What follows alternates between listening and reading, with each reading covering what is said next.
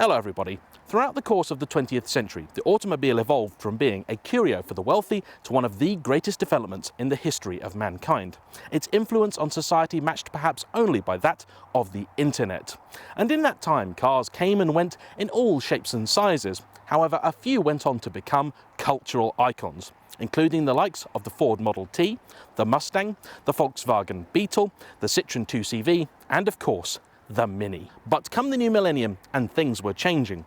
The arrival of increasingly strict safety and emissions regulations meant that models which had been in production for decades, largely unchanged, were axed.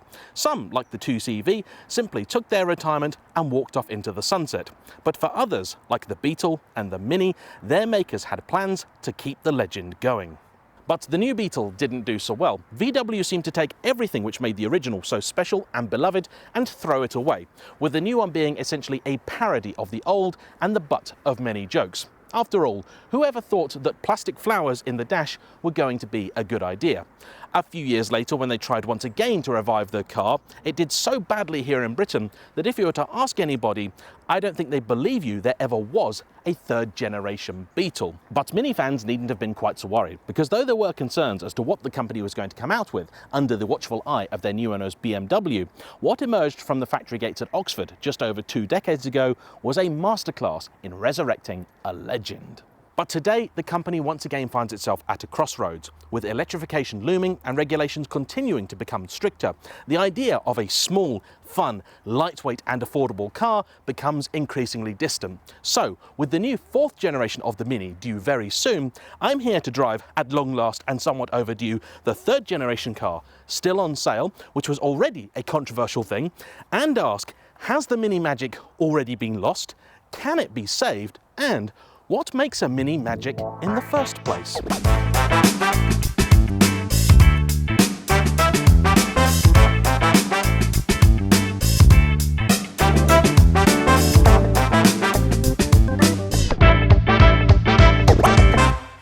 So then, to the task at hand, and we must begin by asking what made the original quite so special. Talk to anybody who had one and they'll tell you it was the fact the cars were small on the outside but big on the inside, cheap to both buy and run, and drove with the sort of enthusiasm you'd get from a terrier that's just found out his girlfriend is bored and lonely. It is no surprise really that the Mini had to grow. I am honestly shocked they were actually still allowed to sell the old one 25 years ago. And so when the new BMW item arrived and it was 2 foot longer, that really was inevitable. Unfortunately, it didn't seem to be any more spacious inside for it. Such was the penalty to pay for meeting new crash regulation, and to this day it continues to be a problem with the regular Mini hatch. In fact, the equivalent Fiat 500 or Abarth 595 is a considerably more spacious car if you really do want to put adults in the back seats. And that pains me greatly. Although, during my research for this piece, I was impressed to find out what a good job BMW had done at keeping the prices under control. You see, by the time it ended production around 2000, the Rover Mini was costing just under £10,000, and the new BMW one just over £10,000. Though if you did spec it up, go for a Cooper with the inevitable salt and chili pepper chicken packs and everything else, it was more like £14,000, making this one of the more expensive cars in its segment. But for that, you also got an interior, which though paying tribute to the original, was an incredible leap forward in terms of fit, finish, luxury and refinement. Okay, by today's standards, those cars have all now started to fall apart, but compared with the original Mini, an early BMW one was like getting out of the Ark Royal and into the Starship Voyager. Even better, the cars still drove fantastically, kept that cat-like reflex for which the original was so famous. They're fabulous things to drive, particularly in Banzai's supercharged Coupe S form. A 2nd generation inevitably followed and essentially followed the template laid down by the first.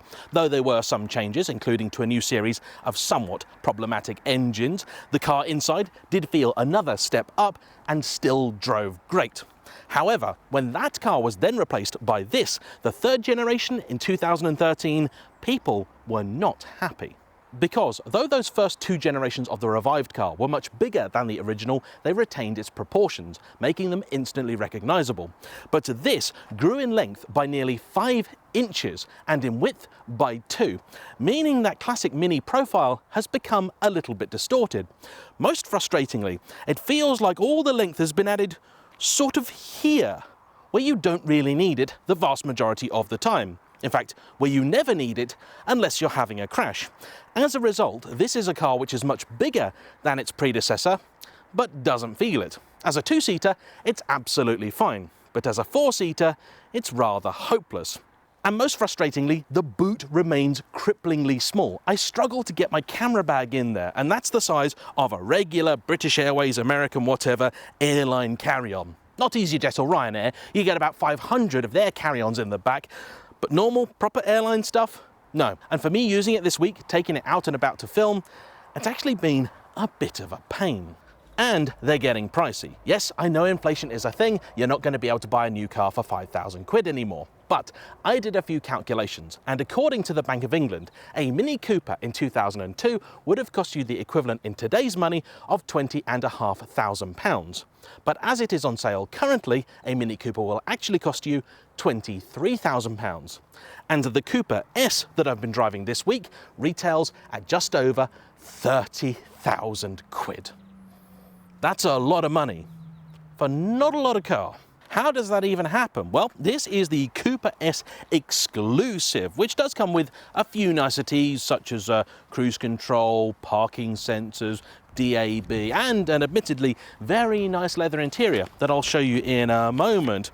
You've also got stuff like LED headlights, an alarm, Mini connected, and that's sort of it for the standard options, but this car has also got the, to be honest, I think quite reasonably priced Premium Plus pack, which includes electric folding door mirrors, comfort access, rear view camera, the panoramic glass sunroof, which has been confusing me because it looks like both these segments should open, and on old Mini Clubmans, they do.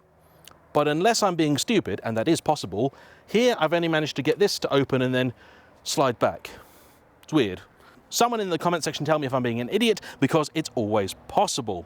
You then have a front center armrest, storage pack, front heated seats, Mini driving modes, automatic aircon, additional interior lighting, front parking sensors, the Harman Kardon surround sound audio system, which is actually pretty decent for a regular, ordinary, not expensive upgrade. It does the job perfectly well. I've heard much worse for much more money. And then the only rear options are the darkened rear glass, which is not an option I ever like, and the Moonwalk grey paint, which reminds me far too much of Audi's Nardo grey that was just obscenely popular for those few years that really I'd like to forget. And the Premium Plus pack is £2,150, and I think for what you get is very reasonable, but that does bring the total of this car up to £30,282. Happily, inside, it kind of feels like a 30 grand car. You see, despite the fact I've spent a lot of time in Minis, both on and off the channel, I've got next to no experience of this third generation. Yet open the door, and I have to say, it does impress. The quality of the materials, particularly here with this nice Mini Yours branded leather chairs, and I gotta give them special mention. These are fantastic. They look sexy, are available in colors other than black, and they hug you quite nicely. They're brilliant. Other than the fact that they are manual, and though I have nothing against that for the money, I think they should be electric, they're wonderful. I even love the steering wheel. No silly VW Group haptics here. Sure, it's a little bit chunky in the way that nearly all modern BMWs are, but I like it. Your stalks are normal, sensible, do all the things that you'd expect them to. Although I do keep expecting to find the window switches down here. They're not. They're now located more conventionally over here, but they're in a nice chrome, and it does feel like just a little bit of effort has been put into everything.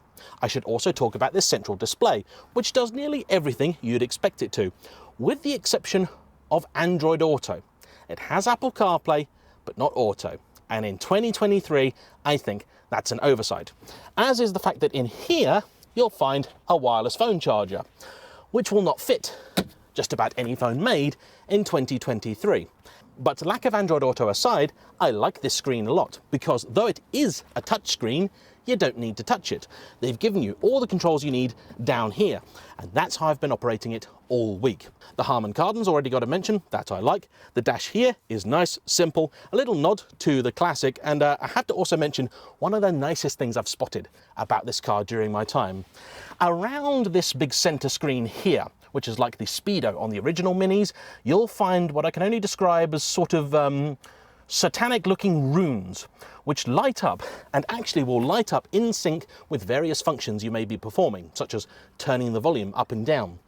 I believe if you can get them all to illuminate in a particular sequence, it'll actually turn into a Stargate, which is nice. Although I do sometimes wonder if they've gone just a touch too far with their references to both the original car and the fact this is made in Great Britain. You have a half a Union Jack down here, you have the Union Jack on the lights at the back, and you've even got it here sort of dotted into the headrests. I suppose I'll give it a pass, but you didn't need to make these little poppers here Union Jacks as well. I like the oval pedals though, that's quite nice, a little retro touch, and overall, provided there's two of you in this car, it's a very nice place to spend your time. And that is despite the fact this car comes with an automatic gearbox, as going forwards will all Minis. Unfortunately, over at Oxford, like in Wolfsburg, they have fallen foul to the needlessly cruel regulations which dictate that though manuals sell currently in tiny numbers, and in terms of CO2 are just a few grams per kilometre worse in some cases, that counts. And so, in the name of meeting emissions targets, it has to be axed. The 4th generation Mini will not be available with a manual full stop. And they have just launched the special 1-6 edition of this car, which is to be the final manual Mini ever made.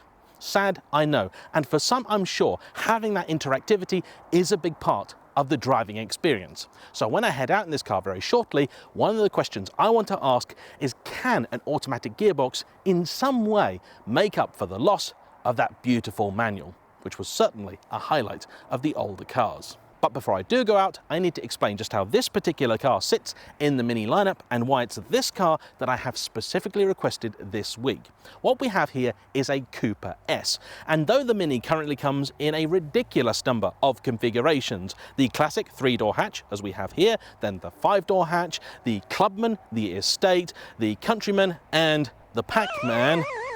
Please, I don't even know the difference between those last two, but in any case, I think for the purist, it's the 3-door you'd want, and regardless of which body shape you go for, you have a basic choice of 3 different trims: Cooper, Cooper S, and John Cooper Works.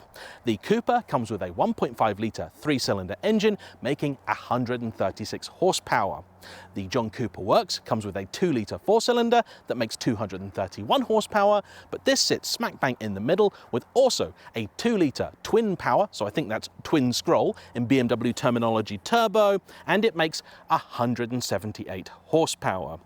That makes this, to me, really the sweet spot in the lineup. It shouldn't be quite as hardcore as the John Cooper Works, and certainly not the likes of the GP, but it's a little spicier, a little more interesting than the regular Cooper, and so should be the perfect car for someone to use day to day, but also needs to come complete with that Mini magic. So, let's head out and find out if it's still got it.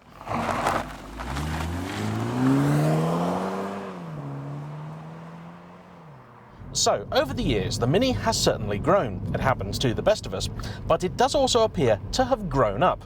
And I, for one, don't think that's inherently a bad thing. First off, with an increase in price must also come an increase in the age of the audience that you're targeting. Though it's certainly true the Mini has always had broad appeal on account of its heritage, as you're talking now about 30,000 quid for a relatively nicely specified Cooper S, that's just not a car that I think the vast majority of young people are going to be looking at anymore. And I wouldn't really be at all surprised to find out if most of the customers of these have already had one of the 1st or 2nd generation cars already. Though in the grand scheme of things, this is still what you consider a small car, this week it's really impressed me with its ability as a motorway cruiser. You see, I've done about 700 miles now, chiefly on dual carriageways and major roads, and the Mini has been an excellent companion. Not only are the seats and stereo excellent, but so is the integrated sat-nav. It has managed to find everywhere that I've wanted to go this week, including a few random and obscure places I didn't expect it to have in its data banks, and it's even done a good job with sending me on newly constructed roads that many other nav systems out there don't realise exist yet. And despite its increase in girth and length, on account of the very squared-off styling, once you've realised that the end of the car you can see is actually the end of the car, you also realise it's a very easy, friendly thing to navigate the tight and twisty back roads of Britain too. Which, let's face it, if as a Mini it couldn't do that sort of stuff well, I think it would be just about time for it to hand in its badge and gun. And then when you do find yourself back on the bigger roads and carriageways, this car also does not have one of the major gripes I've got with many other cars, which is poor 3/4 visibility. The B pillar is usefully far back, meaning for checking your blind spots at junctions and the like, it's actually very easy too. This may be of particular interest to those who are perhaps parents of children just reaching that age where they're going to drive, and so you want to be able to buy something that you can enjoy, but you'd also feel safe letting them out in. And I'd say the Mini passes that test with flying colours. Although, and this could be either a positive or a negative depending on your perspective, the car is not overly burdened with automatic driving aids. So though you've got all your usual stuff, ABS, traction control and the like, you don't have lane departure warning, you don't have lane keep assist. I haven't noticed it try and brake ahead of a collision that it thought was impending. You don't have radar guided cruise control, and you don't even have auto dimming headlights, which is a bit of a surprise. Though in their defence, they are excellent. Shouldn't be a shock really. BMW have a long track record of building cars with excellent headlights, and these are no exception. Full beam is absolutely spectacular.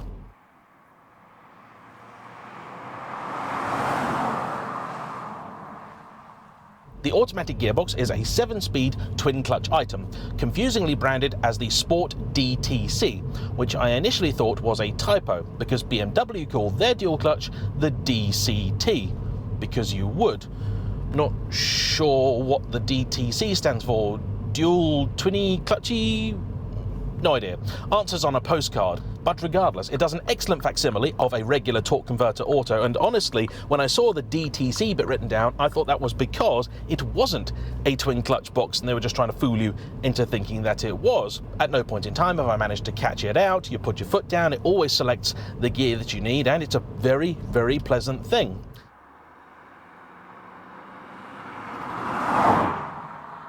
Ride quality is certainly a topic worth discussing. This is something which has plagued every generation of the BMW Mini. Not helped, I think, because when they introduced the first one, they also brought with it standard fit run-flat tyres. And I recall at the time many people being shocked, not just by how stiff and uncompromising the car was as a result, but also how expensive it was to buy new tyres for the thing. In any case, the trade-off always was that the car had handling that had put a big smile on your face.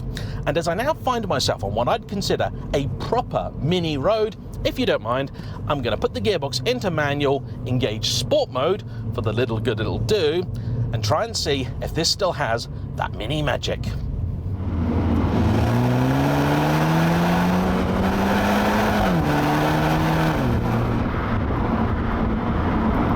First off, I have absolutely no complaints about the speed of this thing.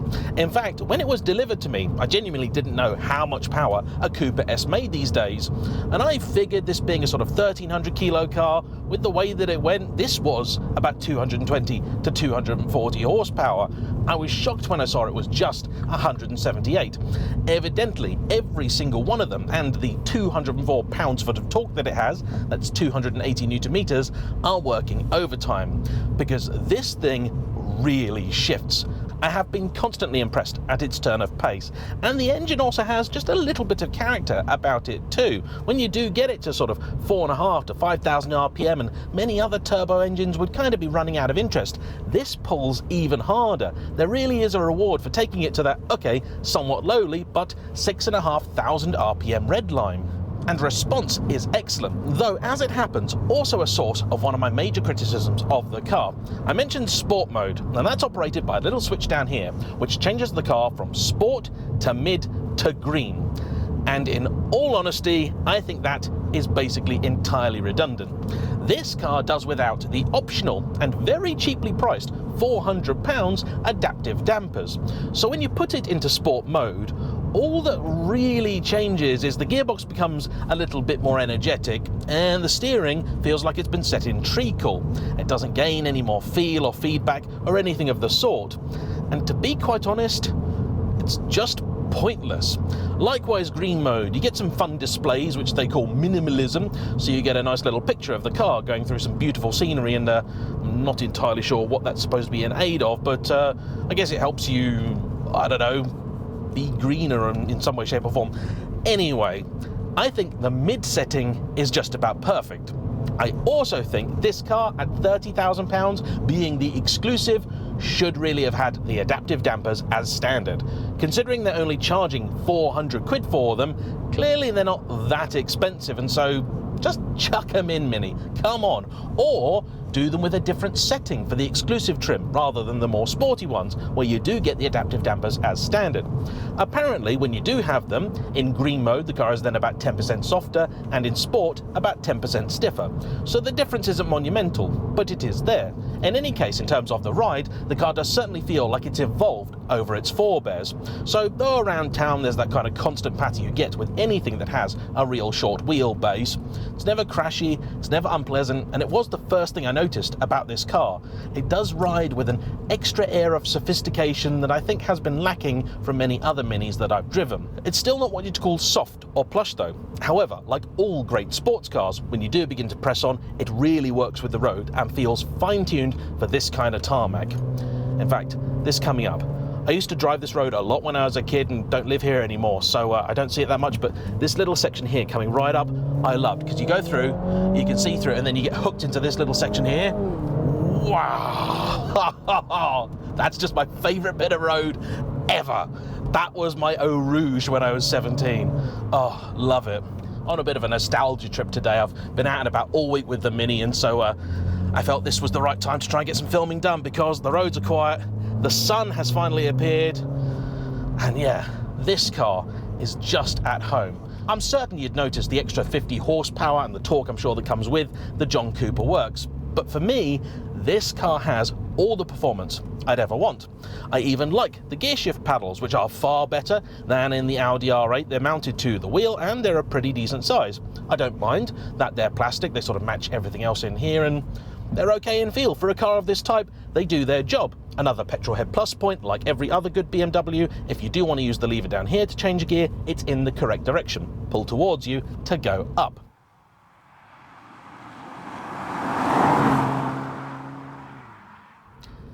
However, and this is where things do get a little bit complicated, the car is capable, the car is fast, it can carry serious speed. Cornering grip I have no issue with whatsoever, but this week the car has struggled constantly with traction, and not just because on many days it's been wet. Even in the dry, you put your foot down in this car and you'll still get the odd chirp from the tyres, which I just wouldn't expect in something that has this amount of power. It really shouldn't be happening, and honestly, Mini should either just fit these with a limited slip differential as standard or put some better tyres on. I don't have any fundamental problems with these Hankooks, they're decent enough, but again, you're spending £30,000 on a Mini. What's wrong with some Michelins or, heaven help us, some Pirellis? Actually, I'd probably take the Hankooks, but in any case, you know what I mean. In the interest of fairness, I should also point out that when I had an Audi RS7 for the week, that also came equipped with Hankook tyres. Clearly, the people from Hankook have had some very productive lunches with a few German manufacturers. The car has even delivered very impressive economy, averaging in the time that I've had it nearly 45 to the gallon, which is an improvement on the 41 to the gallon it was showing when I got it. And that means that the relatively small 40-litre fuel tank is actually nowhere near the issue I thought it was going to be. The car predicts you can get between 400 and 450 miles between fill-ups, which to me is more than enough. However, the big problem for me is that if I were to try and describe this car in a word, I think it would be competent, which is certainly damning with praise. You see, everything about the car is good. The gearbox is good. The engine is good. The suspension is good. The steering, haven't talked about that much, have I? That's decent. In mid-mode, it's got just about the right weighting to it. You actually get a bit of texture through it, though it doesn't weight up as much as I would like when you get into a bend. It doesn't communicate in quite the same way as the earlier cars did. However, it's still engaging enough. It's pleasant. It's good. The car is good. But I don't think there's been a moment where I've been driving this car grinning like a Cheshire cat. And it's taken me a while to try and work out why that is. And I think it's down to the fact that some of the mechanical elements in here are just a little bit lacking. Take, for example, the gearbox. Only when you're absolutely on it, when you're at the top reaches of the rev range. Let me show you now as we're coming out of a village.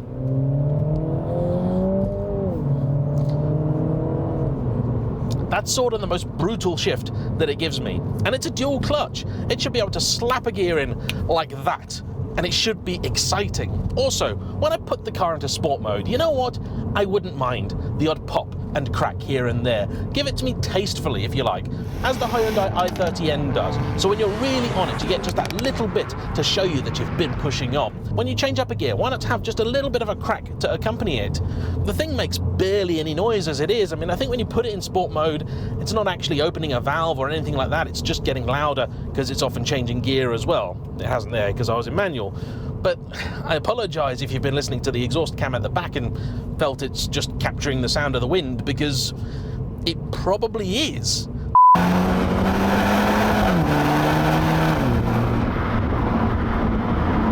It's a shame because I really like the engine, but I just want more from it. Maybe the John Cooper Works gives you some of that, but it's even more money. And the thing with a Mini is it's a bit like a 911 in some ways. Yes, there are different versions. Yes, some of them are faster, better equipped and all that jazz, but all of them should still have certain things. All of them should still be fun to drive. And to me, you're paying £30,000 already, you should have that. That should be built in, that little bit of excitement.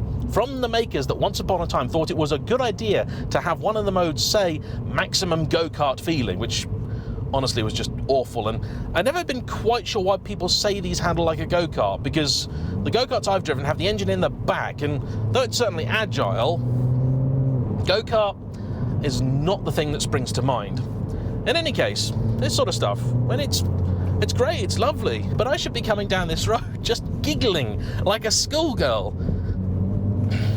Did struggle a little bit in that bend there for traction.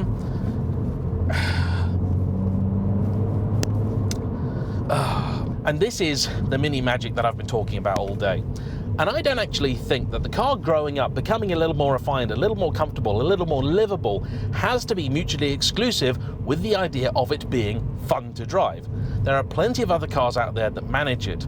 In a lot of ways, really, all I think this car needs is a reprogrammed gearbox with a little bit more snap, an engine that sounds a little bit more exciting, and that really would go a long way to fixing my gripes with this car. Oh, and before I forget, I should also mention the fact that this car has driven me on a couple of occasions slowly mad, because the general impression of quality in this interior is an illusion which is shattered when it rattles, creaks and squeaks as much as this car has this week. I swear there is a family of crickets that have moved into the dash, and though I've tried everything, harsh language, threats of violence, and on occasion a letter to the UN Secretary General, nothing has convinced them to move out. It's just as well the stereo is so pleasurable to listen to, because without it, I think I might have asked Minnie to come and collect the car a little bit early. And that's a shame. It does kind of ruin the experience. I also know that this is now a second facelift for the car, and I'm sure the designers are starting to struggle with things to do, but I am concerned that the car is becoming a little overstyled. The Mini is one of those things, like again the 911, where it's so fundamentally right. When you change a generation, really, you should be doing small things. Add a bunch of those together and it will give you your big change. But instead here, the front end in particular, that's an icon. Don't mess with that. It's as important as the shape of the side. But we've got now brake cooling ducts and all sort of stuff appearing, and I've seen a few spy photos of the next generation Mini that's coming, and I do worry they're just playing around with it for playing around's sake. It doesn't need to look like something out of Minority Report. Just leave it alone, will you? Refine it.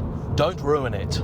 And on that note, I certainly don't envy the task of those coming up with the new car. It's been a long time since this was launched way back in 2013. 10 years, a decade, that's a long time for a car to be in production now. And the fact is, in that period, a lot has changed. Rules and regulations are barely recognizable. The amount of stuff that they have to put into the new car is going to change it, no matter how much they try. But I don't see any reason for the Mini to stop being a fun car. It's still certainly very possible. Even things like the arrival of hybrid drive just don't bother me. I'd be far more upset if they completely cocked up, say, the steering. Again, the automatic gearbox, in principle, yes, I know people are wedded to their manuals, but times are changing and you can make them fun.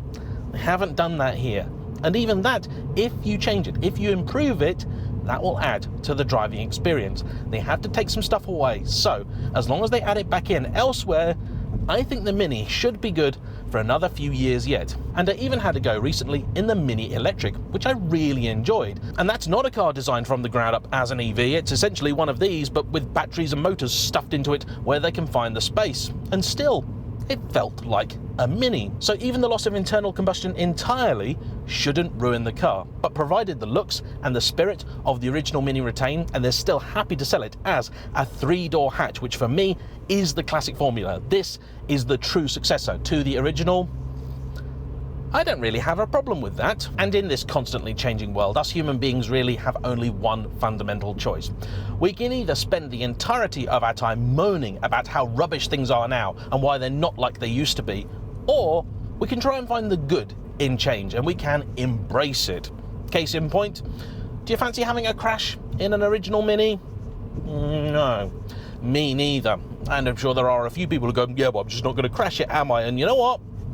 Good for you. I'd happily drive an original Mini. I have driven an original Mini. But to say that this brings nothing new or better to the party, I think, is just missing the point and a little bit sad. In any case, I have found plenty to like about this car, and actually, I'd say for a lot of real die-hard Mini enthusiasts, it would actually sit really nicely alongside an early R53 John Cooper Works.